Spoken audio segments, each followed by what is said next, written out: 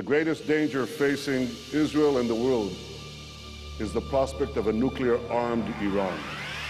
And Israel is prepared to do something about it. The Plan A, would see Israel launching a limited, surgical, preemptive strike, attacking with long-range aircraft and armed drones, firing cruise missiles from its submarines in the Arabian Sea, or launching its latest Jericho 3 missiles. But the Iranians have learnt from history.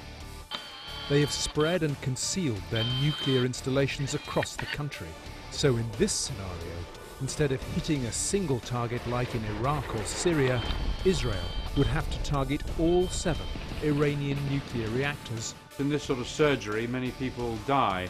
The Israelis could attack Iranian nuclear facilities, but they wouldn't be able to inflict long-term permanent damage. And Iran would have to retaliate.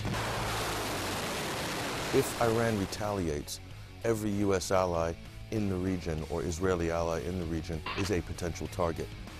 Iran's ally, Syria, could also join in. Plus Iran's proxy forces, like Hezbollah in Lebanon, would fire rockets into Israel.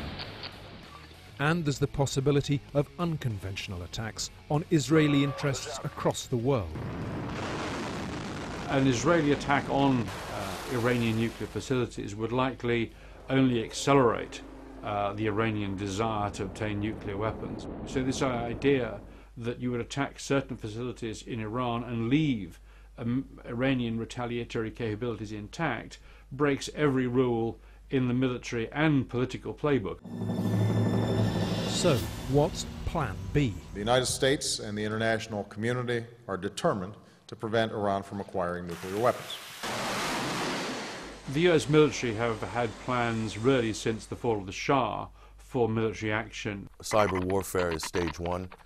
Stage 2, in the military sense, would be massive ordnance air blast bombs, or MOAB, mother of all bombs. This is the most powerful traditional military non-nuclear bomb that the US has in their arsenal. There are also new generation of bunker busters. An American strike would be neither limited nor surgical. A massive American attack on Iran would be able to attack some 10,000 different aim points, more or less overnight. Their plans would destroy all Iranian air and sea bases and hit all known nuclear facilities. Iran would be left in flames. The Americans would claim that these were surgical strikes, although I'm sure there would be very, very considerable casualties, of course, but mostly off camera. If the US or Israel hit a nuclear reactor that is going at full steam, you have the potential of a giant dirty bomb, and then the civilian deaths could be in the hundreds of thousands.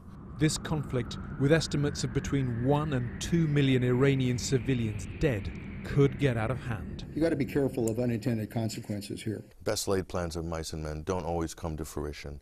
Chaos theory can come into play. This is uncharted territory for both America and Israel. After such a massive offensive, Iran would fire everything it had left towards Israel. It would launch wave after wave of attacks against Western targets in Iraq and Afghanistan, and damage ports and oil refineries in the Gulf. The US would ask its NATO allies for support, dragging Turkey and the 2 nuclear powers, Russia and China, reluctantly into the conflagration. After the first stage of an attack on Iran, this could balkanize the global geopolitical scene into a new Cold War scenario. The consequences for the world as a whole are a terrible return to 19th century power politics, which of course produced the First World War. The result could be apocalyptic. A new wave of global violence could follow, and soaring oil prices would be the final blow to a global economy in chaos. Are such doomsday scenarios bluff, psychological warfare, or is the world really prepared to go this far?